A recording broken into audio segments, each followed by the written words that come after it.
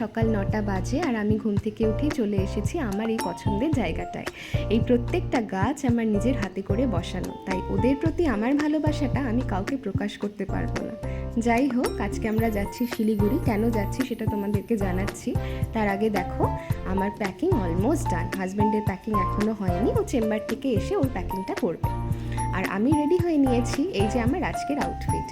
Ready teddy হয়ে তারপরে ভালো করে রুম লক করে চারিদিকটা দেখে বেরোচ্ছি। তার কারণ হচ্ছে অধিকাংশ সময় আমার বাইরে বেরোলে মনে পড়ে যে নয় আমি কিছু ফেলে এসেছি, আর তা না হলে আমি কিছু একটা লক করতে ভুলে গেছি।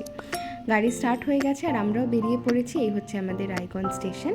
আর এই যে নদীটা তোমরা দেখতে পাচ্ছ, এটা হচ্ছে কুলিক নদী। রায়গঞ্জে ফেমাস কুলিক ফরেস্ট আছে।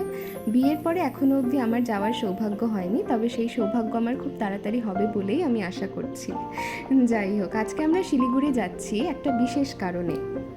সেটা হচ্ছে এই বছরটা আমাদের ভাগনা, মানে আমার হাজব্যান্ডের ভাগনা আর কি, দিদির ছেলে, সে ডিসাইড করেছে তার জন্মদিনটা সে একটু অন্যরকমভাবে সেলিব্রেট করবে ফ্যামিলির সাথে।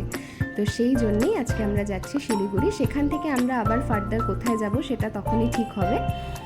আর আমরা তো এমনি ঘুরতে যেতে ভালোবাসি, তো আমি তো খুব এক্সাইটেড। আর এই হচ্ছে গিয়ে রায়গঞ্জ টু শিলিগুড়ি যাওয়ার রাস্তা। এত সুন্দর রাস্তাটা খুব স্মুথ। আর এখান থেকে শিলিগুড়ি 162 কিলোমিটার। চারিদিকের এত সুন্দর পরিবেশ দেখে হঠাৎ আমার গান শুনতে খুব ইচ্ছে করলো। চলো একটা গান শুনে। मस्तानी मदहोश किए जाए मुझे डोर कोई खींचे तेरी ओर लिए जाए। গান টান শুনে তো আমি বড্ড খুশি হয়ে গেছি। আমি না রাস্তায় সবসময় ওকে এইভাবেই বিরক্ত করি যে একটা গান শোনাও। তার কারণ হচ্ছে ওর গলায় আমার গান শুনতে খুব ভালো লাগে, আর ও গান খুব সুন্দর করেও। তো যাই হোক, আমরা উত্তরায়ণে ঢুকে গেছি, বাদিকে নিয়টিয়া। আমরা এখন যাচ্ছি দিদিয়ার ফ্ল্যাটের উদ্দেশ্যে। আজকে এখান থেকে আমরা কোথায় যাব সেটা ফার্দার তো ওখানে গিয়েই ডিসাইড হবে। তো সেটা তো সব কিছু তোমাদেরকে জানাবই।